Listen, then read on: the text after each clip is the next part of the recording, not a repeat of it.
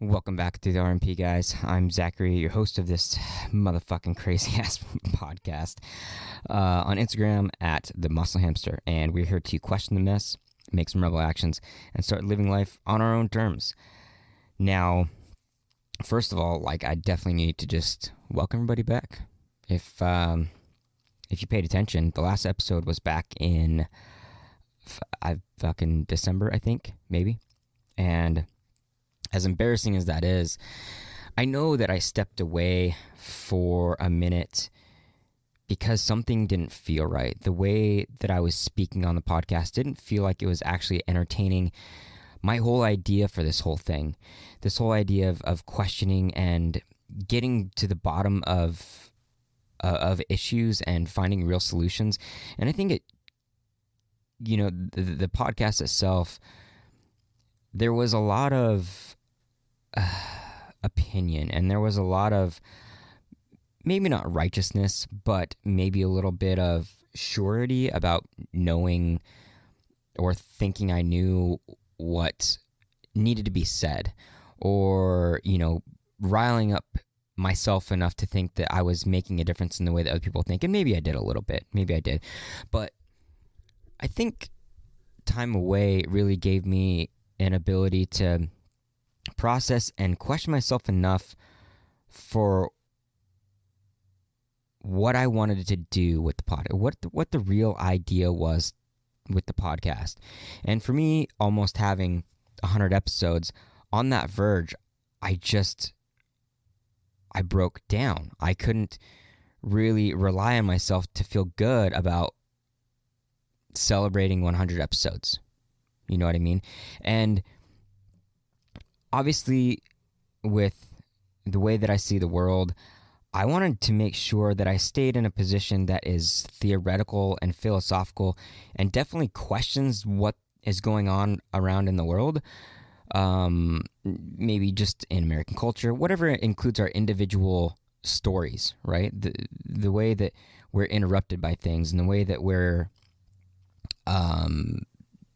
traumatized by things, or even just disturbed by things, trying to create more of an understanding about who we are, not just in a modern sense, but connecting that to our evolutionary basics, connecting that to our human standards, and being able to make sense of what it is that we're after as individuals, and making sure that we are meeting our needs, that we're paying attention to our psychological effects and our human behaviors that have been ingrained in us for a couple 100,000 years through evolution. And I think that's what I've been missing for a long time. I think that I've been on the verge of thinking, or on the verge of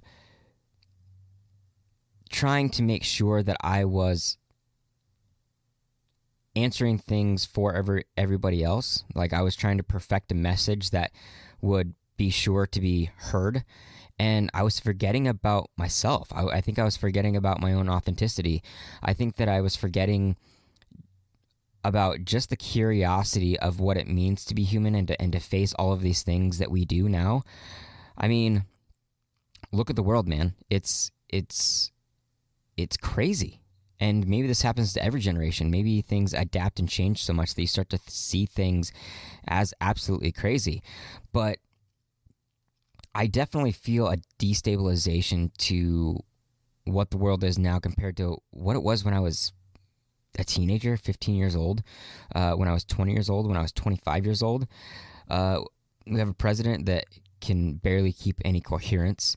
We're having all this bias and disruptions in gender identity, gender expression. There's a world, I was going to say world war. There's not a world war, not yet, thank God.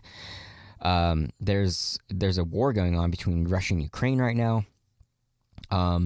There's so many, on top of all the problems that we've already had with poverty and hunger and violence and all these crazy disputes between all of us. And it makes me wonder if we are so far from what our original evolution was meant to help us do to thrive that we're self-destructing. And I'm not trying to be nihilistic. I'm just saying, especially with the things that I've read in human behavior and psychology and psychiatry, and I'm currently reading a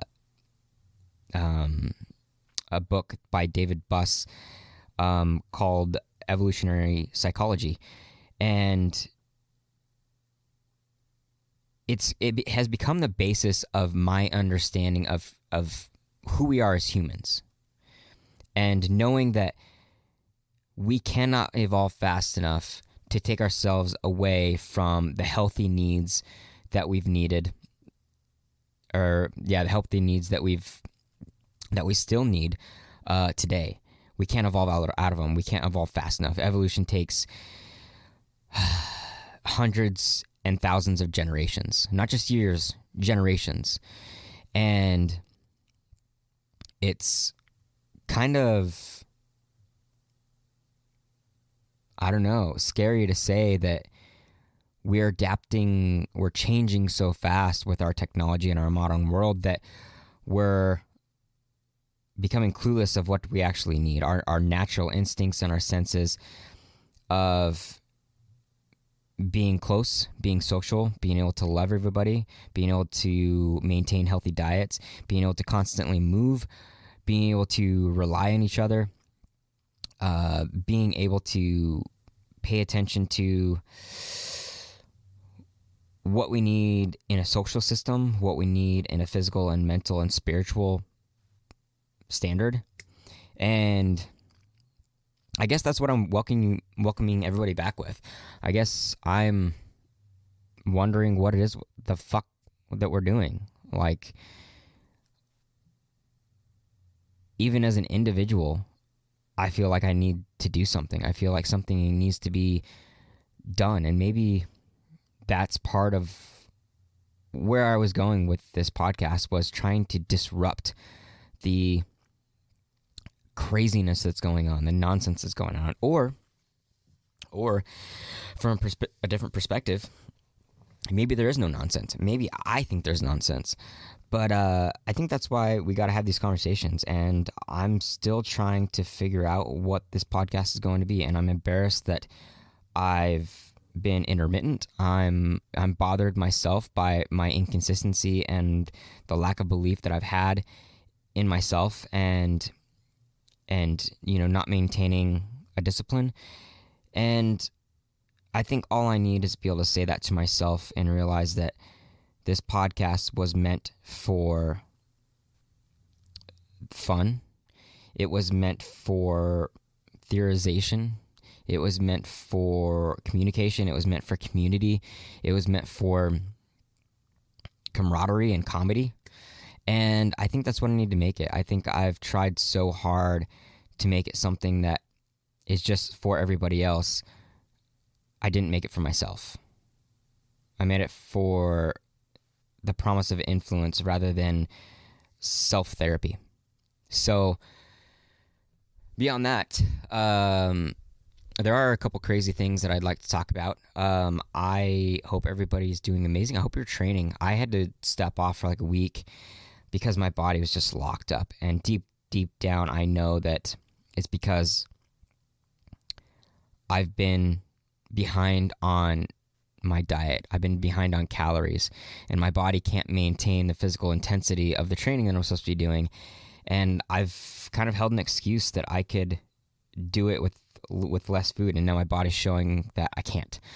So out of all the business of the world and the business of our individual lives, we have to pay attention to the very things that are most important, especially when it's connected to things that we love the most. And I don't want to hate powerlifting. I want to love my sport. I want to be thriving my sport. I want to be a good light for people, which, speaking of, I'm working on getting my CPT through NSCA, and I think it's always going to be a part of my life. I want to be able to help people mentally and physically bring those two things together and maintain a great balance in their health. I think I've picked up on enough and learned enough that I can really help be there for people in the moment and help them keep on track with their the physical aspects of what they want from themselves and help their mental power maintain throughout all of that. So sounds like I talk in circles most of the time. I don't know how you guys hear this, but it drives me crazy. Also, I wrecked my motorcycle only by the fault of my own and totaled it. I was being ridiculous on a 60-degree February day, and the bike came out from under me and hit a curb, and the bike's done. But thankfully, they totaled out the bike. I've got money from that to put into a new bike, and I'm working on right now actually finding a bike that I know that I'm going to enjoy, that is a step up from the KTM Duke 390 that I had before. If you guys never seen one of these bikes, look it up. They're sharp. I love them. I think I'm all of a sudden a KTM fan, which I've never rode KTMs before. And I also ate a HONEYBUN today. If you don't know what the fuck that is, good, because it's disgusting. I'm ashamed of myself for piling that stupid thing into my face. I think so many times we listen to the world and we listen to what it takes for success, and we try so hard, and we get so hard on ourselves about what it takes to get there, that it's not the fact that we fuck up, it's not the fact that we make mistakes, it's the fact that we're so hard on ourselves that we can't come back from that in a timely manner. We spend so much time being distraught and being upset that we can't get back on the horse like that, you know? And eating a HONEYBUN isn't the end of the day. I have not probably eaten one since I was somewhere in my 20s, which sounds absolutely ridiculous and makes me cringe. But if you have had HONEYBUN, you know what you should always do? Heat it up in the microwave for like 15 seconds. It's delicious. Homemade cupcakes would have been better. I probably could eaten a whole pan of brownies, and it would have been better than this stupid processed food packaged HONEYBUN that I fucking ate. I highly recommend staying away from packaged food as much as possible, and I hope you guys can wallow in my shame with me right now. Please give me some feedback and tell me the worst thing that you've eaten lately, because my stomach feels gnarly right now, and I'm surprised I'm sitting up speaking into the mic.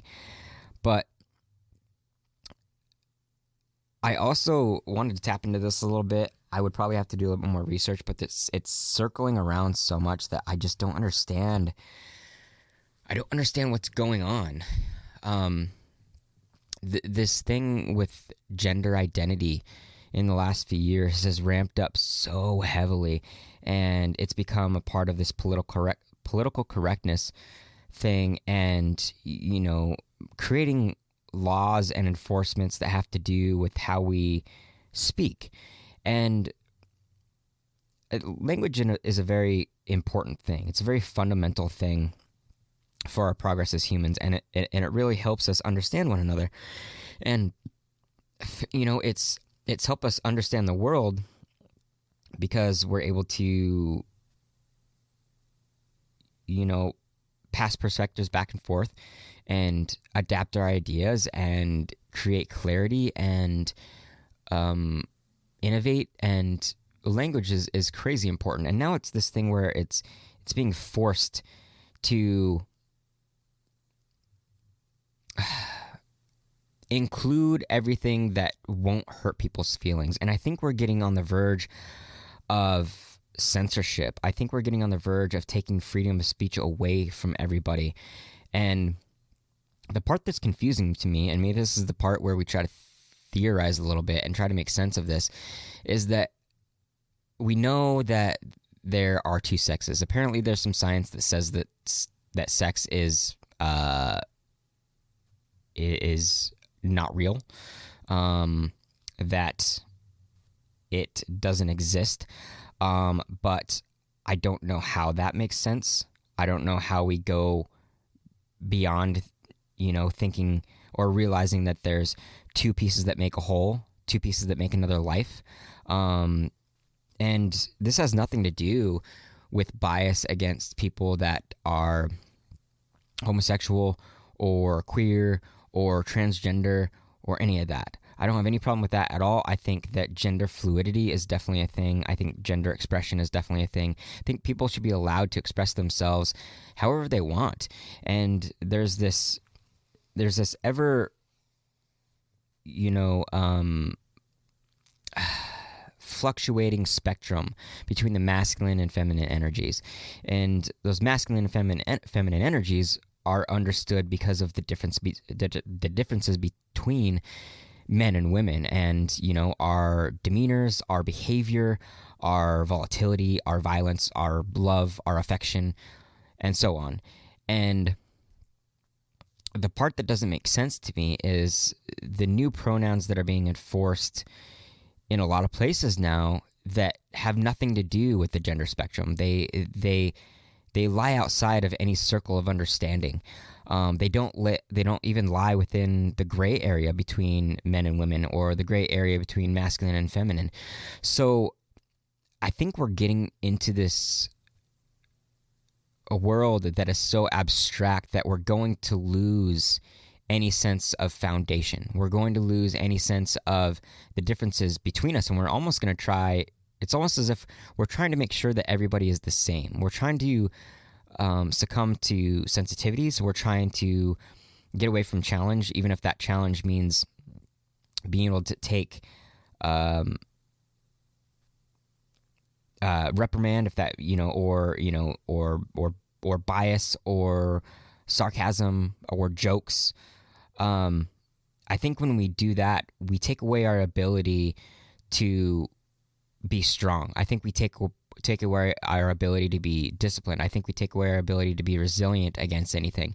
And I know this is very general speaking, but when it comes to defining ourselves as something else entirely, I'm not saying in between, I'm saying something else entirely. If we just decide to define ourselves as something else besides man or woman, or anything in between those two things, then it's almost as if we're trying to create something else. And it's almost as if that we're trying to accommodate everybody's random imagination and creativity for the sole purpose of making them feel good about their own misinterpretations, or their own dysphoria, I guess, of who they are. I think it may be that exactly is people are lost in who they are, so they're just choosing something. They're choosing something that doesn't already exist as a way to be novel, as a way to be unique, and as a way to not have to challenge themselves to find something along the gender spectrum, maybe.